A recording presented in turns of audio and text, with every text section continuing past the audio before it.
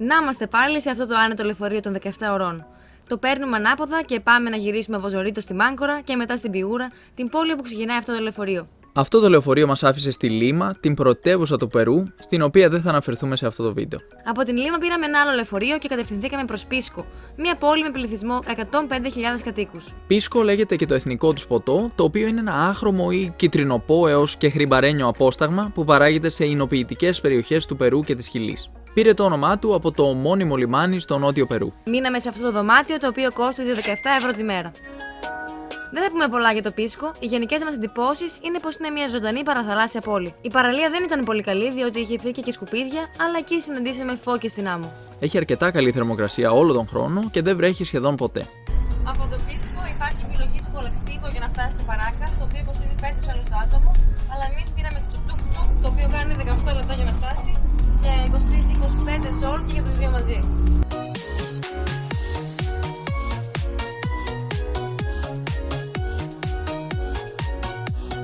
Μόλις φτάσαμε Παράκας και έχουμε εντυπωσιαστεί. Είναι πάρα πολύ όμορφο, παιδιά. Εδώ πίσω μας έχουμε και το μέρος που παίρνουν τις βάρκες για να κάνουν τα tour εδώ στα νησιά, στις Islas Ballestas, δηλαδή στα νησιά των Φαλενών και κάποια άλλα νησάκια που έχουμε εδώ κοντά στο Παράκας. Είναι όμορφα, γραφικά. Θυμίζει λίγο ελληνικό έτσι, παραλιακό χωριό, έτσι δεν είναι? Εμένα μου αρέσει πιο πολύ από το Πίσκο μέχρι στιγμής, αν και είμαι εδώ γύρω στα 2 λεπτά.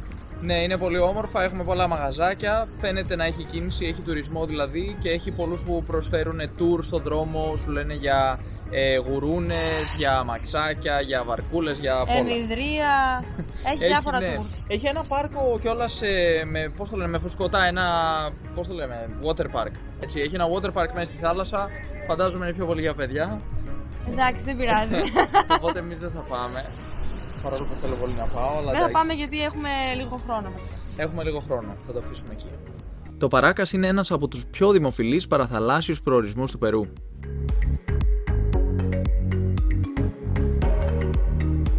Είναι μια μικρή πόλη με πληθυσμό περίπου 4.000 κατοίκους. Έχει μερικούς δρόμους γεμάτους εστιατόρια, καταστήματα και ξενοδοχεία. Ήτανε να κάνουμε μια ημερήσια εκδρομή εδώ στο Παράκας, αλλά τελικά μάλλον αποφασίσαμε να μείνουμε για μια εβδομάδα. Φαίνεται πάρα πολύ ωραίο. Ο καιρός είναι καταπληκτικός τώρα. Στο Πίσκο είναι επίσης καταπληκτικός βέβαια. Έχει ήλιο.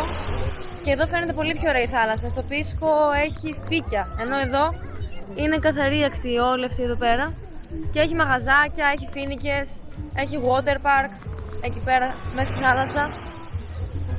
Άρα λέμε να μείνουμε πολύ παραπάνω. Εννοείται, εγώ ψήθηκα κατευθείαν και ήμουν και αυτός που πρότεινε φυσικά να μείνουμε εδώ. Έτσι, η καλή, σωστή απόφαση να θυμόμαστε ότι υπάρχει και περίπτωση. Η Χερσόνησος Παράκας προστατεύει το μερίδιο της χλωρίδας και της πανίδας, συμπεριλαμβανομένων 74 ειδών φυτών, 216 ειδών πουλιών, 16 ειδών θηλαστικών και 10 ειδών ερπετών. Τα πλούσια σε θρεπτικά συστατικά νερά του Εθνικού Καταφυγίου Παράκας διατηρούν επίσης έναν εντυπωσιακό αριθμό και ποικιλία κατοίκων σε ξηρά και θάλασσα, συμπεριλαμβανομένων φαλενών, ορκών, δελφινιών, πιγκουίνων Humboldt και δερματοχελώνων και χελωνών γερακιού. Το λιμάνι του Παράκας είναι ένα μικρό λιμάνι που χρησιμοποιείται κυρίως για τουριστικές δραστηριότητες. Επίσης χρησιμοποιείται από ντόπιους ψαράδες που φέρνουν τα ψάρια και τα θαλασσινά τους. Αν βρεθείτε στην πόλη Παράκας, δεν πρέπει να παραλείψετε να επισκεφτείτε την παραλία Λαμίνα. Βρίσκεται 13 χιλιόμετρα μακριά από την πόλη και πηγαίνοντας, ο οδηγός μας είπε πως ο δρόμος δεν είναι φτιαγμένος από άσφαλτο, αλλά από αλάτι. La carretera está hecha de un material que es salitre, es mezcla de sal con tierra. Un 70% sal, un 30% tierra. Si nosotros vamos a romper una de estas rocas y vamos a encontrar sal pura. Esta, por ejemplo,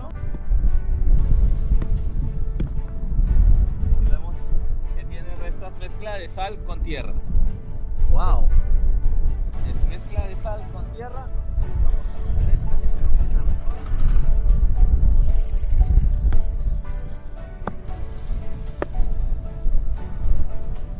Wow, sal. Qué maravilla. Παιδιά, εδώ έχει αλάτι. Wow. Puedo comer. Sí, es sal natural, puedes probarla. Wow. Es sal 100% natural, muy rica. Es sal. Sí.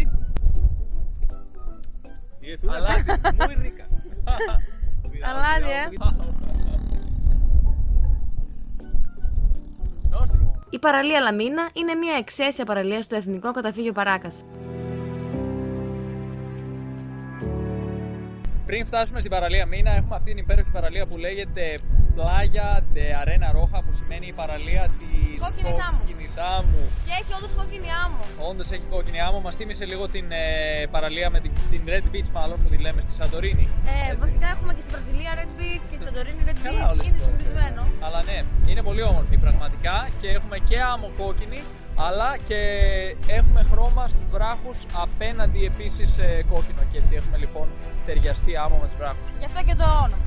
Ακριβώς. Πάμε λοιπόν όμως εμείς να συνεχίσουμε προς την παραλία Μίνα.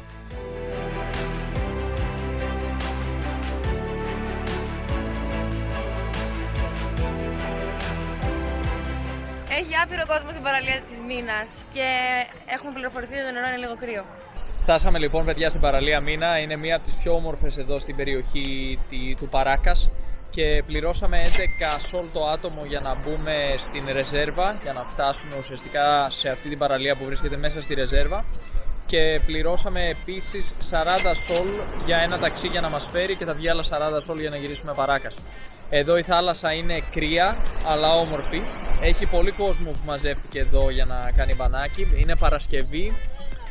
Φαντάζομαι φύγανε νωρίς από τη δουλειά, δεν ξέρω, γιατί είναι Παρασκευή 12 η ώρα. Είναι πανέμορφα και εδώ δεξιά έχουμε πέτρες, έχουμε ένα βράχο ο οποίος έχει κάποιους ενδιαφέροντες σχηματισμούς και χρώματα, και εδώ έχουμε άλλο χρώμα, και απέναντι έχουμε φυσικά άλλους βράχους. Για την ακρίβεια είναι πώς το λένε, Χερσόνησος, είναι η βράχη στην άκρη αυτής της Χερσονήσου που συνεχίζει. Εμείς ήρθαμε περίπου από κάπου εκεί, ας πούμε, Παράκας. Φαίνεται ωραία, δεν είμαι σίγουρος αν θέλω να μπω, γιατί είναι ίσως το πιο κρύο νερό που έχω δει ποτέ στη ζωή μου, αλλά θα βάλω λίγο τα πόδια μου, απλώς και μόνο για να κάνουμε μια εκτίμηση θερμοκρασίας. Λοιπόν, η εκτίμηση είναι ότι πρέπει να έχει γύρω στους 17 με 20 βαθμούς. Δεν ξέρω αν υπερβάλλω, αλλά αυτή είναι η εκτίμησή μου. Η πρόσβαση στην Playa de la Mina ενδέχεται να περιορίζεται κατά καιρούς για την προστασία του φυσικού οικοσυστήματος του Εθνικού Καταφυγίου Παράκας. Είναι πάντα καλή ιδέα να ελέγχετε τους ισχύοντες κανόνες και κανονισμούς πριν προγραμματίσετε μια επίσκεψη σε οποιαδήποτε προστατευόμενη περιοχή. Περιβάλλεται από απόκρημνους βράχους και βραχώδεις σχηματισμούς, προσφέροντας ένα δραματικό σκηνικό για τους επισκέπτες της παραλίας.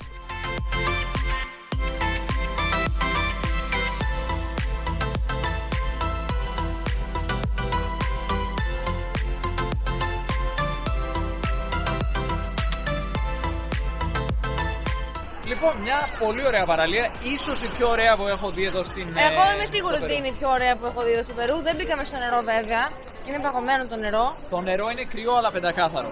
Αλλά βλέπουμε ότι ο κόσμος το απολαμβάνει. Έχει και ένα βράχο η παραλία που μπορείς να μπεις μέσα. Δεν ξέρω αν μπορείς να βουτήξεις. Αλλά είναι όμορφο τοπίο. Εγώ τη βαθμολογούσα με ένα 7 στα 10. Πολύ σκληρό, αλλά αν είσαι από Ελλάδα, κρατάς το 9 και το 10 για εκείνες τις ωραίες παραλιούλες που έχουμε με την μπλε σημαία. Γιατί είναι το 7 καλό είναι. Καλό είναι το 7, εντάξει. Το 10 εντάξει, δύσκολο να μπει. 9 και 8 είναι οι τέλειες παραλίες. 7, ήταν πολύ καλή. Γύρω στη μία ώρα μακριά με το αμάξι βρίσκεται μια άλλη διάσημη πόλη του Περού, η Ίκα. Μην μπερδευτείτε με το ταμείο ασφάλισης που έχουμε εμείς, είναι απλά το όνομα της πόλης. Η Ίκα βρίσκεται στην κοιλάδα Ίκα, η οποία περιβάλλεται από την έρημο Ατακάμα, μια από τις πιο ξηρές ερήμους στον κόσμο. Έχει πληθυσμό περίπου 300.000 κατοίκους. Αυτό εδώ ήταν το πρώτο από τα 2 σπίτια που μείναμε στην Ίκα. Είχε όλες τις ανέσεις και ήταν διόροφο. Το κόστος ανανύχτα ήταν 24 ευρώ. Φιλοξενεί κάποιους από τους μεγαλύτερους αιμόλοφους του κόσμου και είναι μια αρκετά ζωντανή πόλη.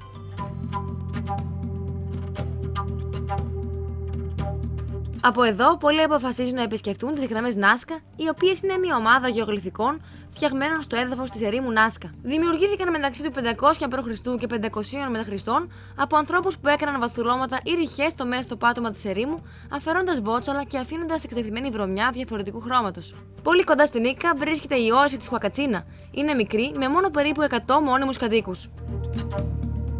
Έχει μερικά εστιατόρια και ξενοδοχεία, καθώς και μερικά μικρά καταστήματα που πωλούν αναμνηστικά και προμήθειες για sandboarding. Αποφασίσαμε να περάσουμε και εκεί μερικές μέρες για να γνωρίσουμε αυτόν τον διάσημο τουριστικό προορισμό που μοιάζει με έναν μικρό παράδεισο.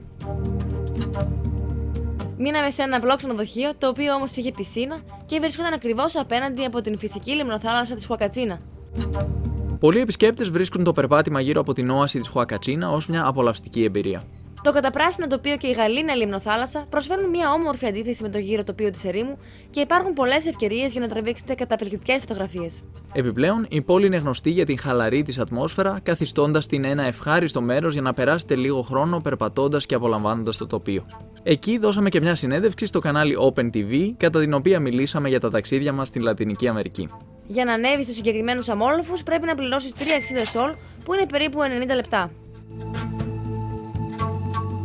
Η ανάβαση δεν είναι και το ευκολότερο πράγμα στον κόσμο, καθώς τα πόδια σου βουλιάζουν μέσα στην άμμο και επίσης ο άνεμος μεταφέρει την άμμο η οποία σε χτυπάει παντού και ιδιαίτερα στα μάτια. Έχουμε ανέβει πάνω στο λόφο της Χουακατσίνα, σε έναν αμόλοφο, και έχουμε βρει εδώ πέρα ένα περίεργο πλάσμα για να το επεξεργαστούμε. Τι πλάσμα είναι αυτό! Γεια σας παιδιά, τι κάνετε? Καλώς ήρθατε στη Χουακατσίνα. Λοιπόν, εδώ έχουμε μια όαση η οποία πραγματικά είναι φυσική, αλλά να πούμε την αλήθεια ότι λόγω της κατάστασης που επικρατεί στο Περού και στην περιοχή εδώ πέρα που έχουν λίγο νερό, έχουν έλλειψη νερού και τραβάνε πολύ από κάτω από τα υπόγεια ρεύματα που υπάρχουν, στην πραγματικότητα πρέπει να ξαναγεμίσουν κάθε χρόνο μία φορά την όαση για να διατηρείται στην κατάσταση που βρίσκεται, αλλιώς θα είχε εξεραθεί παντελώς. Το νερό αντλείται τακτικά στην όαση από κοντινά πηγάδια για να διατηρήσει το σημερινό του επίπεδο.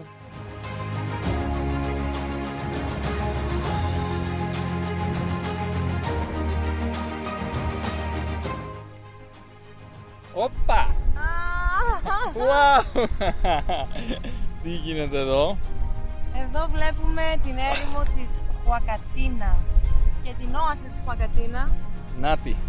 Είναι απίστευτο το τοπίο. Αξίζει να έρθεις να ανέβεις αυτό το λόφο μόνο και μόνο για μια καταπληκτική θέα. Εκεί βρίσκεται η πόλη της Ίκα και εδώ η Χουακατσίνα.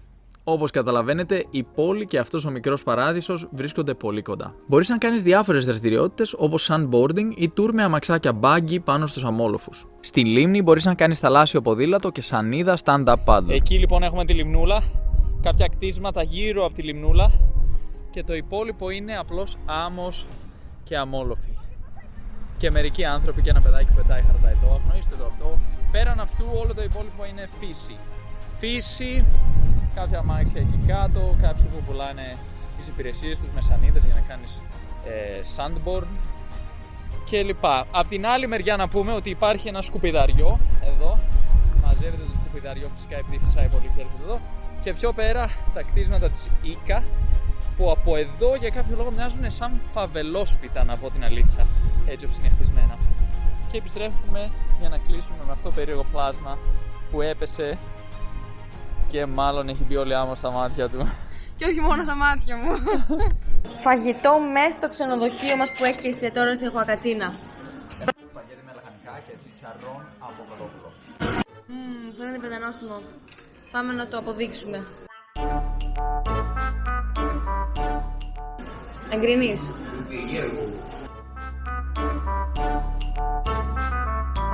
Αν σας άρεσε το βίντεο, πατήστε το κουμπί του like και εγγραφείτε στο κανάλι μας. Τα λέμε στο επόμενο βίντεο, παιδες.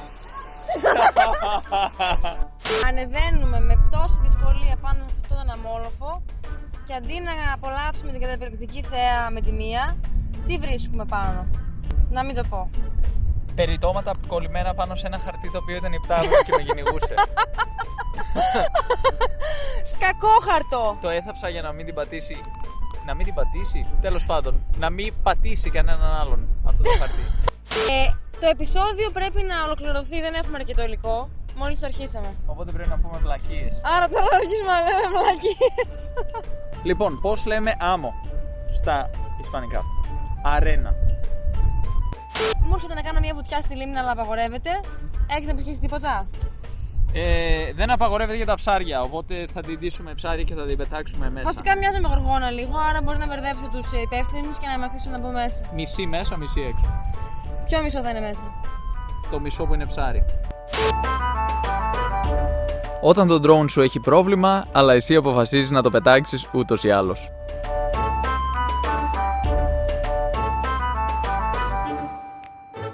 Πάμε να δούμε κάποια από τα έξοδά μας, τα 4 μέρη που αναφέρθηκαν στο βίντεο. Εισιτήριο από Λίμα για Πίσκο, 8 ευρώ και 60 λεπτά.